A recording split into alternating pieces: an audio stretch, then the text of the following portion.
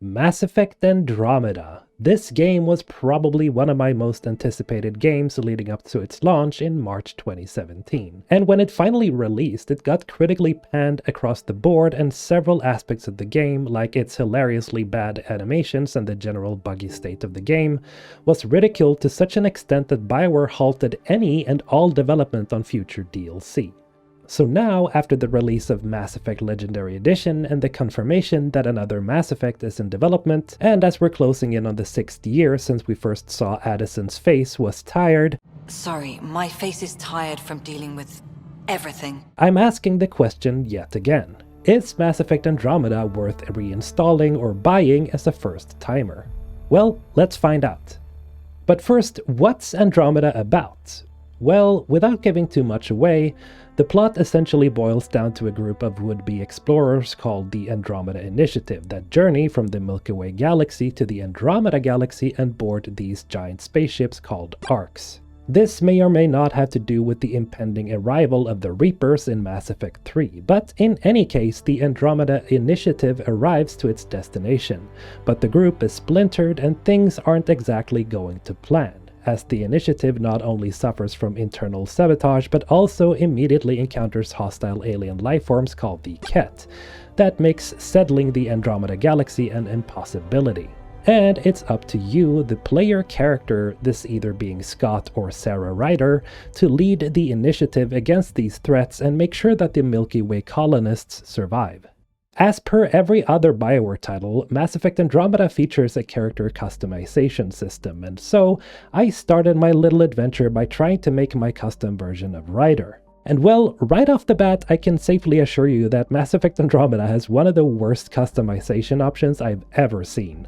The layout and the aesthetics of the menu is fine, but the options provided to make your custom Ryder are just absolutely abysmal. If there's one thing that I've always taken some weird pride in, it's my ability to make good-looking custom characters. But no matter how hard I tried here, I just couldn't make Ryder look even semi-decent, whether this being male or female Ryder. Disgusting shit. So I settled on playing as default Scott Ryder, who, let's face it, is definitely the most handsome human in the Andromeda galaxy by far. Default Sarah is also pretty alright, but for the sake of this playthrough, I wanted to try playing as Scott instead. Now for some initial presentation, there are many things that Andromeda does well at the start of the game. The cinematics are really well made, and the intro manages to capture the feeling that we're no longer on home turf, as we go from watching the Hyperion arc slowly moving towards the Andromeda galaxy, to things going absolutely sideways after Ryder wakes up from cryosleep, as the arc collides with a cloud of dark energy dubbed the Scourge.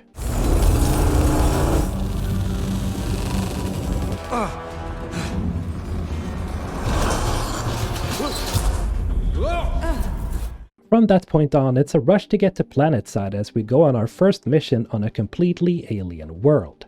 Traveling from the Ark to this first world is really seamless, and Bioware really managed to nail this part of the introduction, and crash landing on this alien planet is also a pretty cool sequence.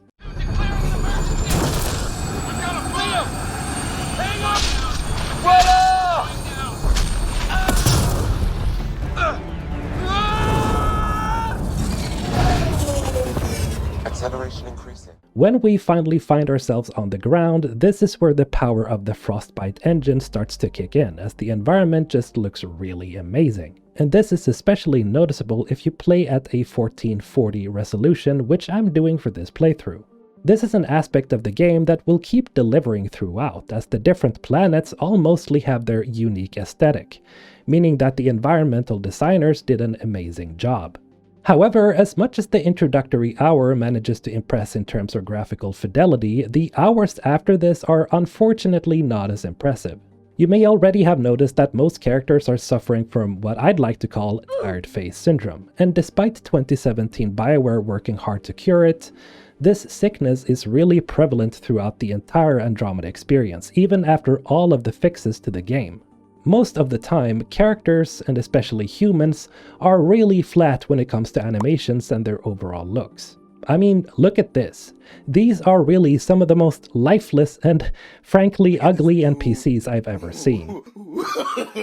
No.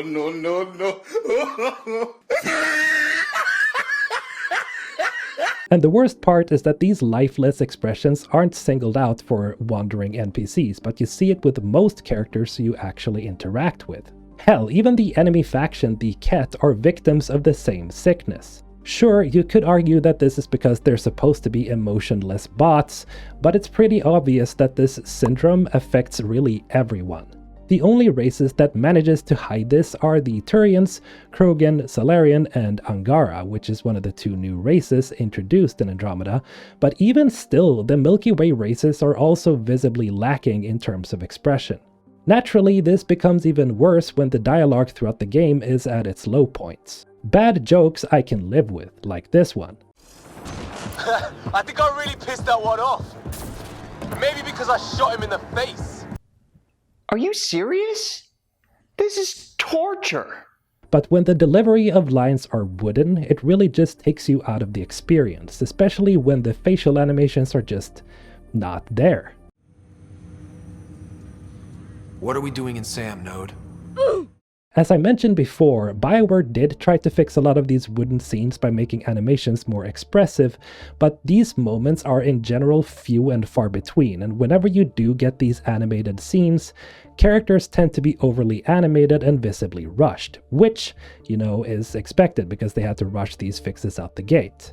The main story is also, well, it's not the worst, but it's not a mind-blowing plot either. It's serviceable at best, and with a villain that's as interesting as a loaf of bread. Hi there, I'm a career criminal and part-time anal acupuncture therapist. It goes to show that without a memorable bad guy, the plot kinda loses a lot of its relevance, because as much as the game is trying to make you understand how dire the situation is with the initiative, it never really starts feeling that way because of how unintimidating the Kett are overall. The new race, the Angara, are also victims of this uninteresting design philosophy. As one of my YouTube colleagues mentioned to me the other day, Bon Diesel, I can't really put my finger on exactly why the Angara are so unappealing as a race. Maybe it's the eyes, maybe it's their huge Twi'lek folds on their heads, maybe it's just the lifeless animation, but in any case, they're just boring. You don't want to be like this. This is disgusting. This is awful in every way. If I could kill it, I would. If Bioware had managed to squeeze in some more intelligent alien races here, then maybe this wouldn't be too much of an issue, but because the Angara and the Kett are the only new intelligent races you encounter, the game just leaves you wanting much more and feeling really dissatisfied with the overall game world. Now, who would I be if I left this video off on a bad note? So let's talk about some things that I actually really like in Mass Effect Andromeda. You may have heard that most of the actual gameplay is pretty good, and hell, I'd even say that a lot of the gameplay is great. To be honest, I had forgotten just how fun the combat really is. At the earlier stages of the game, sure, it's pretty meh, but as Ryder starts gaining levels and you progressively unlock new abilities, the fighting in this game can really become wild. As a techie build guy myself, I just love setting off combos left and right, and when you're starting to get the hang of it, you can pull off some really satisfying moves, like priming one enemy in one cluster of enemies and then setting off an explosion with one of your detonators.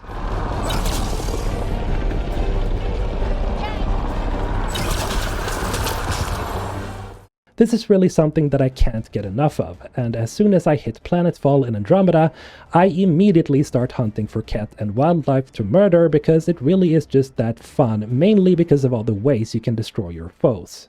Now, as much as other folks have gushed about the so-called combat profiles, I gotta say that I haven't really switched around much, mainly because I'm a combo explosion kind of player.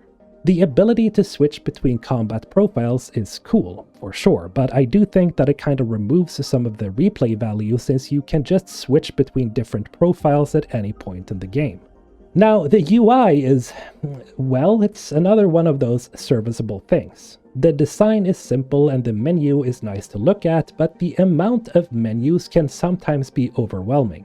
I'm also kind of bummed out about the Codex not being read to you when you're reading through all the new things in Andromeda. The Codex voice reading about the Mass Effect universe was always one of the highlights during downtime between missions in the original trilogy, and this was sorely missed in Andromeda. The Reaper, a myth common to several cultures in the galaxy. Reapers were once imagined as space monsters that consumed entire stars. While we're on the topic of UI and gameplay, I just have to rant a little about the hacking puzzles. These annoying minigames can be found whenever you're trying to gain access to remnant monoliths. These being huge technological structures you have to activate to access vaults, which are a big part of the story in Mass Effect Andromeda. The hacking minigames are necessary to complete for some of these monoliths, and they can be a right pain to complete. I won't go too much into why, as there are likely a lot of people who enjoy solving these, but I absolutely hate them, and I really hope Bioware changes this up into the future because they're simply not that fun to do. Especially when you're forced to do them if you don't have one of those remnant decryption keys, which lets you unlock them right away. Once you do get access to the various vaults, however, this is probably some of the coolest sections of Mass Effect Andromeda, as you explore these huge, mysterious, artificially created chambers. They're essentially high-tech dungeons containing loot, remnant bot enemies, and platforming sections, and they're always really interesting to explore. My God. All this for an atmosphere processor? What is this place? Now, relatively early on in the game, after the intro, you unlock the NOMAD vehicle, which is essentially a new version of the Mako from the Mass Effect trilogy. Now, I'm probably in a small group of people that think the NOMAD is actually more fun to drive than the Mako because of its ability to switch to a climbing mode and a driving mode. But driving this thing is really not the main problem. You see, as much as Andromeda has these vast maps that you can explore, most of these maps mostly feel empty. You will be driving miles and miles without many interesting things to find or engage with, and so the driving in Andromeda quickly becomes a drag. That was a joke. And the worst part is that you have to use the NOMAD to quickly get to some places, as you can only fast travel once you've unlocked these drop pod locations.